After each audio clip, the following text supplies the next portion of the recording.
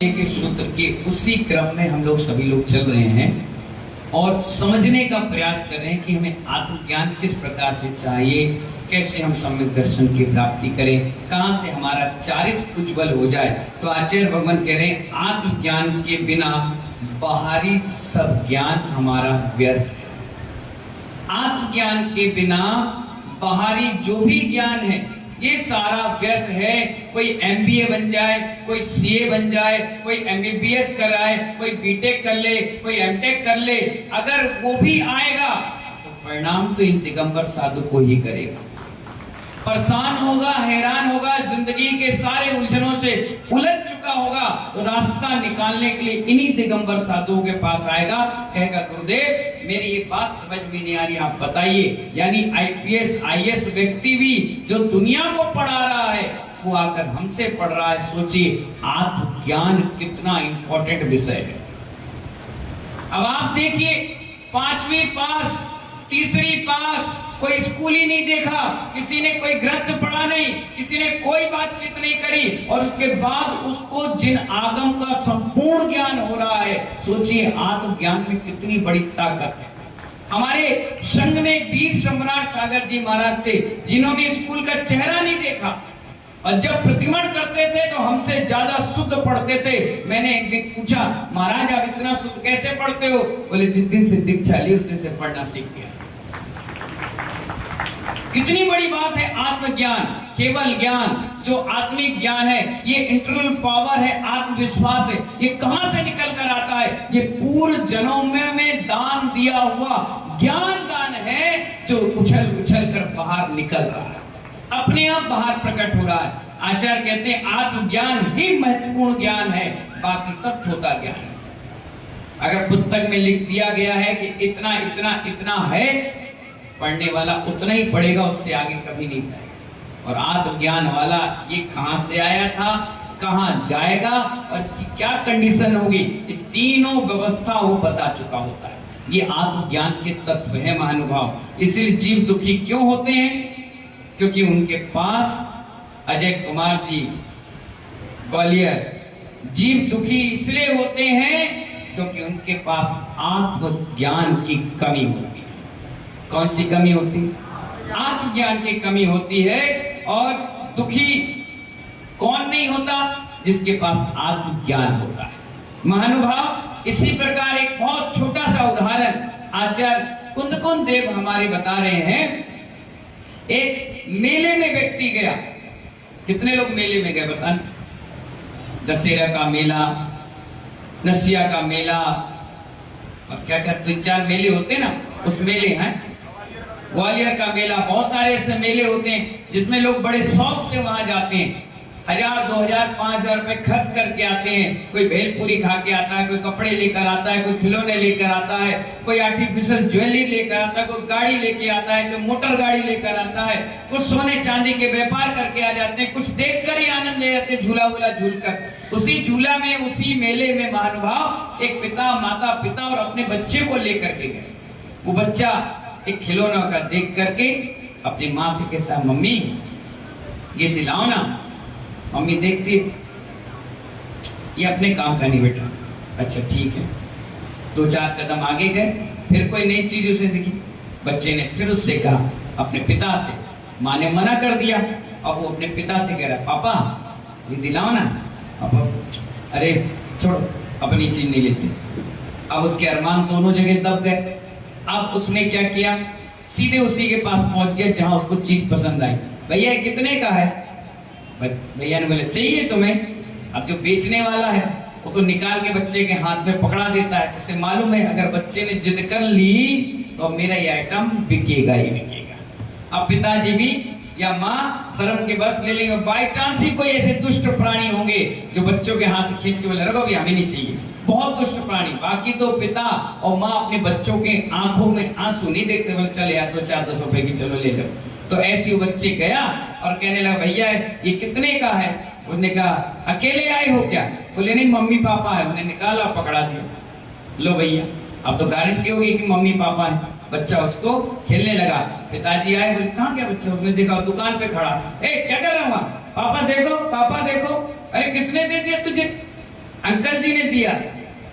कहा भाई ये कैसे तुमने पकड़ा दिया? अरे बाबूजी बच्चा जिद कर रहा है, ज्यादा महंगा थोड़ी ना, 100 रुपए का तो है। अरे 100 रुपए, पागल है? मेला घूमने ही हम 200 लेके आए, 100 तू ले लेगा तो बचेगा क्या? नहीं नहीं हमें नहीं चाहिए। अरे बाबूजी 95 देता नहीं, बच्चे क्या? पापा नहीं मैं लूंगा, जिद करने लगा। पत्नी भी कहने लगी, अब जिद कर रहा है, 2 बार मना करके दे दो, हम 80 देंगे। अरे भाई साहब क्या 90 दो, खत्म कर। चलो ठीक है लाओ यार। लिया उसने वो खिलौना सा गुड्डा गुड़िया सा उसने ले लिया, और खेलता खेलता कहाँ आ गया? घर आ गया। और घर जैसे ही आया खिलौना टूट गया। मम्मी देखो ये चल नहीं रहा। मम्मी बोली दिखाना, देखो ये चलेगा। नहीं ये चल ही नहीं रहा, ये कान ही नहीं हिला रहा, ये जीभ नहीं निकाल रहा है, चल ही नहीं रहा। इसलिए तो कह रहे थे मत लो, इससे चाहे 90 रुपए का कुछ खा लेते, पेट में लग जाता, कुछ खरीद लेते, पहनने काम आ जाता। जबरदस्ती ले लिए खिलौने। नहीं अब जोड़ो इसको जोड़ो। अब रोने लगा, चिल्लाते वो सो गया। माँ क्यों नहीं रोई? बेटा क्यों रोया? अभी प्रश्न लोकेश भाई तुम्हारे पास आ गया। बताओ बच्चा क्यों रोया और माँ क्यों ना रोई? बताओ। क्योंकि माँ को आत्मज्ञान था और बेटे को अल्प ज्ञान भी नहीं था। उसे मालूम था ये खिलौना है, माँ को मालूम था ये खिलौना है, एक न एक दिन टूट जाएगा, रूठ जाएगा, खराब हो जाएगा, फिक जाएगा। 2 कौड़ी का नहीं होगा, 90 रुपए का सामान 9 रुपए में कबाड़ी में नहीं बिकेगा। लेकिन बच्चे को उस समय आकर्षण का केंद्र बना हुआ था। कुछ क्षण का स्वाभाविक सुख जो था उस खिलौना का मिलना था, उसके बाद टूटना उसकी नियति थी। ये ज्ञान उस माँ को और पिता को था, इसलिए वो मना कर रहे थे। यही ज्ञान आचार्य आपको दे रहे हैं कि ये तनिक सुख के लिए, इस शरीर में जो आत्मा आई है उसके तनिक सुख के लिए आप कितना बड़ा आडंबर एम्पायर तैयार करते हो, और तनिक सुख के लिए इस आत्मा को कितना दुख देते हो।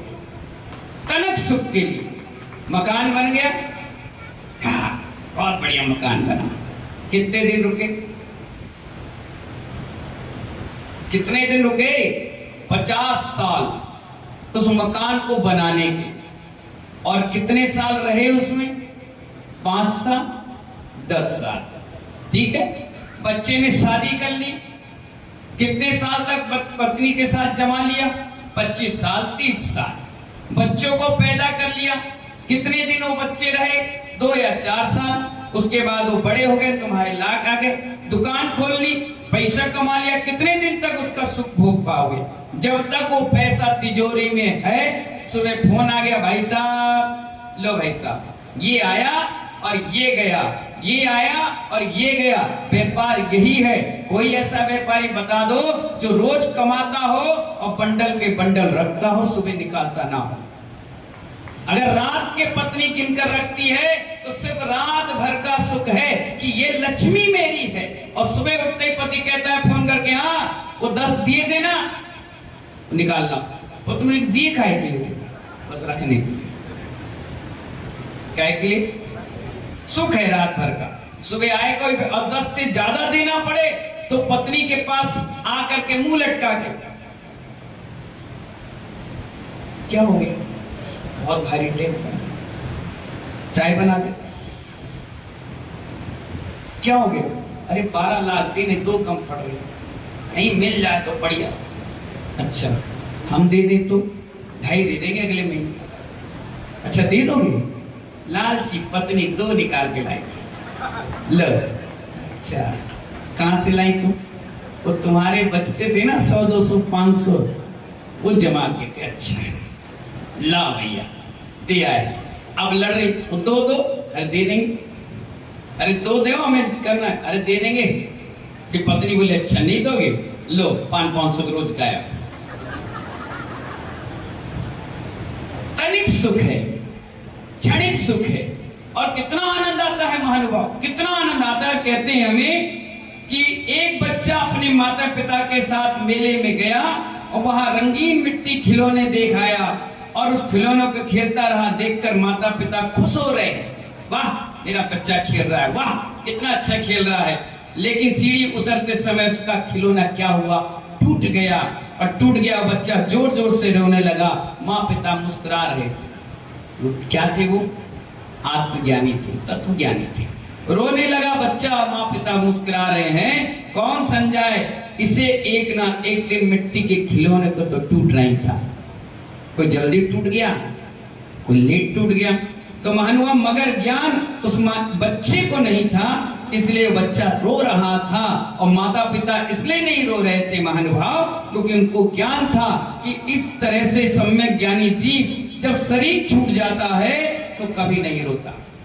सम्यक ज्ञानी, आत्मज्ञानी, तत्वज्ञानी जीव जो होगा वो क्षण भर भी रोएगा नहीं। वो कहेगा, मुस्कुरा रहा होगा और क्या बोलेगा, दिन रात मेरे स्वामी मैं भावना ये भाऊं, देहांत के समय में तुमको ना भूल जाऊं। जो तत्वज्ञानी होगा, आत्मज्ञानी होगा, सम्यक ज्ञानी होगा, एक क्षण भी नहीं रोएगा, उसके आंखों से आंसू नहीं बहेंगे। वो जानता होगा कि 80 साल, 90 साल, 70 साल, 65 साल के बाद इस जीव को, इस देह को तो छोड़ना ही पड़ेगा। आज हमारे बीच से राकेश जी चले गए। 1 महीने पहले यहीं आए थे, कमरे में आशीर्वाद लेकर गए थे, घाटी गांव का बढ़िया पंचनाद करके गए थे। क्या सोच रहा था, क्या पूरा चतुर्मास में देख लूंगा? क्या सोचा था, क्या मैं आज भट्टारक कोटि के शपथ ग्रहण समारोह में पहुंच जाऊंगा? क्या क्या सोचा होगा। और एक क्षण के लिए मृत्यु आई और सब कुछ बटोर के ले गई, कुछ हाथ में नहीं गया। वही चीज गया जो उस पंचनाद में उन्होंने इकट्ठा कर ले गए। जो पुण्य था महानुभाव, जो चौके में आहार दे लिया, जो दान कर लिया, जो सेवा कर ली। मैंने एक दिन पूछा, बताओ राकेश जी, पहली बार आपने इस बागडोर को संभाला है? बोले महाराज जी, जिंदगी में पहली बार इस काम को कर रहा हूं। और देखिए आपके यहाँ कार्यक्रम भी हुआ जैन मिलन का, तब भी आए तो सुबह भी हमसे मिलकर गए, बाद में गए तब भी मिलकर गए। बस वो मुलाकात, वो दर्शन, वो पुण्य, बस वही साथ में ले गए डबरा वालों। इसके अलावा एक टिकली भी अपने साथ लेके नहीं। सोच लीजिए, वो एक कहावत है ना, पल की खबर नहीं और सामान 100 बरस का। पल की खबर नहीं और सामान 100 बरस का। और महानुभाव, लोग कहते हैं कफन में जेब भी नहीं होती। कहां ले जाओगे इतना? क्या करोगे इतना? कहां कहां ठूसोगे, कहां कहां भरोगे? सब चीज ही छूट जाना है। आपकी कह रहा हूं, मैं तो अपनी भी तैयारी हमेशा रख कर रहता हूं और हमेशा त्याग करके बैठता हूं कि हे प्रभु, अचानक से भी कहीं मौत रोड पे टकरा जाए तो मैं डरूं नहीं, तैयार रहूं कि आ जाओ, कोई दिक्कत नहीं। क्योंकि जिस दिन घर से पिच्ची कमंडल लेके निकले थे, उस दिन ही इस यहाँ पर कफन बांध लिया था कि अब हमारी उल्टी गिनती प्रारंभ हो गई। क्या गिनती चालू हो गई? और आप लोग 80-90 साल में भी ये सोचते हो कि हम और जिए, हम और जिए, और जिए, और जिए मत कहो। जितना जिए धर्म में जीवन के साथ, जीने की कामना मत रखो, न मरने की कामना। जितना हो सके पुण्य की कामना करो कि आने वाले समय में हम नरक ना जा पाए, आने वाले समय में हमें तिरंज ना बनना पाए। अगर बने भी तो अगले भाव में मुनि बने, देवता बने, भगवान की भक्ति आराधना करें। ऐसा पुण्य करना चाहिए महानुभाव। जो सम्यक ज्ञानी जो होता है, वो आत्मज्ञानी जो होता है, वो रोते हुए नहीं जाएगा, जबकि वो मुस्कुराते हुए जाएगा। उसके चेहरे पर महेंद्र कुमार जी, सौदरमिन जी, मुस्कुराहट होगी। वो जब, एक बात बताएं, आपने कभी मरते हुए व्यक्ति को देखा नहीं है? हमने अपनी आंखों से देखा 100 से ज्यादा लोगों, 100 से ज्यादा लोगों। और ऐसे ऐसे लोगों को देखा जो हमारे इस पैर पे ही अपने शरीर को छोड़कर चले गए, जिनकी 22 लोग की समाधि संलेखना कराई। ऐसे लोगों को देखा। ऐसे छूटता है ना जब जीव निकलता है अंदर से, तो ऐसा लगता है कि बहुत, जैसे कोई व्यक्ति आपको 10 लोग पकड़ लें और आप एक खंबे को पकड़ लो, 10 लोग आपको खींच रहे हो, तो आपको कितनी ताकत लगानी पड़ेगी, पूरे हाथ पैर। ऐसे ये आत्मा के प्रदेश जब निकलते हैं ना, तो ऐसे 10 लोग खींचने ऐसे लगते हैं, और एकदम से झटके से आदमी छोड़ता है, आदमी कहां चला गया, अब भी तो बोल रहा था, अब भी तो देख रहा था, अब भी तो कह रहा था, और चला गया तो चला गया। ऐसे जीव छोड़ता नहीं शरीर को। जैसे आप कुर्सी में बैठे हो, 100 साल से बैठे हो, अचानक से आपकी कुर्सी को हिटा दे, आप लड़ मरते हो। ऐसे ये जीव इस शरीर को नहीं छोड़ता, वो भी इस किराए के मकान को परसों लग जाते, बहुत मिन्नतें करना पड़ती, खींचना पड़ती पूरी ताकत से, तब जाकर उस शरीर को छोड़ता है। जबकि टूट गया है, फूट गया है, गल गया है, सड़ गया है, पैरालाइज अटैक पड़ गया, कोमा में चला गया आदमी, फिर भी शरीर को नहीं छोड़ता। जब तक पूरी आयु कर्म उसका चीड़ नहीं होगा, तो तुम्हें ऐसी तड़पा तड़पा के जिंदगी भर रखेगा, और जिस दिन छीण हो जाएगा एक झटके में चला जाएगा, और आपको ना हमको किसी को बता के नहीं जाएगा। इसलिए आचार्य भगवान कहते हैं, आत्मज्ञानी वही है जो दुखी नहीं होता, तत्वज्ञानी वही है जो दुखों में भी सुख को खोजता है, वह कभी किसी से नहीं घबराता, हमेशा अपने तत्व ज्ञान के बल पर तैयार रहता है कर्म को उदय से लड़ने के लिए, और खुश रहता है। कभी किसी प्रकार की घबराहट नहीं, कोई दिक्कत नहीं, कोई परेशानी नहीं, बिल्कुल विल पावर के साथ तैयार रहता है। फायदा वे रात के भी आ जाए, दिन में आ जाए, भोजन करते आ जाए, रोते हराते हंसते बीतते जैसे भी आ जाए, हम तो बिल्कुल तैयार है। इतनी बुलंदी से सिर्फ दिगंबर साधु बोल पाती है, और कोई नहीं बोल पाता, क्योंकि वो हर क्षण अविनीची मरण कर रहे हैं। कौन सा मरण? लकड़ी का खूंटा पड़ा था और आपने आरी चलाई, आपको लगा कि 100वीं बार में आरी से पेड़ कटा है प्रेमचंद जी, लेकिन उस क्षण जब पहली आरी रखी गई थी, तब से ये पेड़ कटना चालू हो गया। इसी प्रकार जैसी हमारा गर्भ में धड़कन आई, वैसे हमारा मरण भी प्रारंभ हो गया। एक एक पल, एक एक क्षण, एक एक समय उल्टा चलना लगा, और हम ये सोचते थे कि हमारा जन्म दिवस आया है 40वां, हम खुशियां मना रहे हैं, लेकिन अंदर अंदर एक गम भी छाया हुआ है कि हमारे जीवन के 40 साल कम हो गए, जीवन के 40 साल कम हो गए, और लोग खुशियां मनाते हैं, केक काटते हैं, खिलाते हैं, पोतते हैं, फूकते हैं, और सोचते हैं, दीपक जलाकर खुशियां मनाते हैं, देखो हमारा जन्म दिवस आया। जन्म दिवस नहीं आया, ये 1 साल तुम्हारा मरण दिवस आ गया, कम हो गया। अब आप कितना जियोगे? 20 साल और, 25 साल और, 30 साल और। इसलिए आचार्य भगवान कहते हैं, समाधि भावना में हमेशा व्रत रहो, 24 घंटे तैयार रहो, और कब ना जाने ये आयु कर्म आ जाए। 8 बार आता है, जीवन के अवसर काल आते हैं 8, कब आ जाए ये तो तुम्हें भी नहीं मालूम। ज्यादा खुशी में नहीं आएंगे, ये भी इनकी कंडीशन है, ज्यादा गम होगा तब नहीं आएंगे, फिर कब आएंगे? जब आप नॉर्मल रहोगे। नॉर्मल में या तो बिल्कुल कसाय भाव में रहोगे, या बिल्कुल नॉर्मल धार्मिक में रहोगे, उसी समय आकर के बंध जाता है। और जब बंध जाता है महानुभाव, तो जो कंडीशन उस समय होगी वही भाव तुम्हारे होना चालू हो जाएंगे। अगर देवता गति की होगी तो देवताओं जैसे खूब भक्ति आराधना करोगे, और अगर मनुष्य गति की होगी खूब मेहनत करने वाले बन जाओगे, और अगर नरक आयु का होगा तो बिल्कुल धर्म से दूर हट जाओगे, तिरछ का होगा तो लड़ाइयां झगड़े क्लेश मचाना चालू कर दोगे। जैसी मति गति और जैसी गति वैसी मति, दोनों में वही फर्क है। इसलिए कई लोग होते हैं ना, बड़े धार्मिक रहते हैं, बचपन से खूब पूजा पाठ प्रतिष्ठा कर रहे हैं, दिन रात लगे हुए हैं, अचानक से शादी ब्याह हुआ और आयु कर्म का बंध नरक का बन गया। अब वो पत्नी कह रही, जाओ ना मंदिर, मैं नहीं जा रहा, जाओ ना आहार दे लो, क्या फालतू की बातें करें, चलो अपन वहां तीर्थ बनना, अरे तू चले जा, मुझे नहीं जाना। आप कह रहे बताओ, माँ कह रही शादी से पहले तो खूब करता था, अब शादी हो गई तब से ऐसा कर रहा। शादी को बदनाम मत करो, शादी तो आदिनाथ भगवान ने भी की और मोक्ष चले गए। शादी तो अजितनाथ ने भी की और मोक्ष चले गए।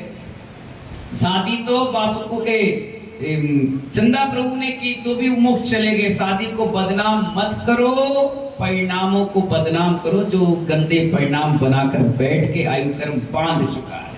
उस महिला को दोष मत दो, कि महिला बेचारी जब से आई, क्यों? महिला को दोष मत दो महानुभाव, अपने परिणामों को दोष दो कि तुमने परिणाम खराब बनाए, इस कारण से आयु कर्म बंध गया, और बनते ही तुम्हारा नरक आयु का बंध बन गया। घर में साधु आए तुम आहार नहीं दे पाए, बगल में अभिषेक हो रहा है कर नहीं पा रहे, दान हो रहा दान नहीं कर पा रहे, कोई व्यवस्था हो रही तो आगे नहीं बढ़ पा रहे। क्या कारण है, क्यों नहीं कर पा रहे? या तो बंध गया है या काली भाई बंधने की तैयारी है। इसीलिए महानुभाव हमेशा बच के रहना चाहिए। हम लोग अपने आप में बहुत गर्व महसूस करते हैं कि हम सबका बंध नहीं बंधा, इसलिए आहार दान देते रहे। हम लोग का बंध नहीं बंधा, इसलिए पिछी कमंडल लेकर मुनि बन गए। हमारा बंध नहीं बना, इसलिए गुरु सेवा में जिंदगी पूरी निकाल दी। या तो तुम्हारा बंध गया है और या फिर बंधने वाला है। इसलिए महानुभाव ये पुण्य की क्रियाओं में हमेशा जुड़े रहो, जुड़े रहो, जुड़े रहो। पता नहीं कब क्या हो जाए, कैसा हो जाए, किसके साथ हो जाए। इसलिए इस सब घटनाओं से बच करके एक ही चीज याद रखो, सुबह उठते ही साथ और रात के सोने से पहले तक, हे भगवान हमसे कोई अनर्थ ना हो, किसी का दुर्भावना ना हो, किसी के पुण्य में हम छेद ना करें, कभी किसी के अंतराय ना बांधे, कभी किसी से बैर भाव ना रहे। प्रभु क्षमा करें और हमें तो अपनी शरण में ले लें। सब कुछ हमारा त्याग है, बस आप ही एक नाम लेते हैं, आप ही का स्मरण करते हैं और कुछ नहीं। बस इतना बोलकर भी अगर आप सो गए और रात के मर गए महानुभाव, तो अगले भाव अच्छी गति में जन्म होगा, अच्छी जगह जन्म होगा, और कम से कम उस जन्म को भी तुम सुधारने का प्रयास करोगे। इन्हीं मंगल भावनाओं के साथ जय बोलिए महावीर भगवान की जय।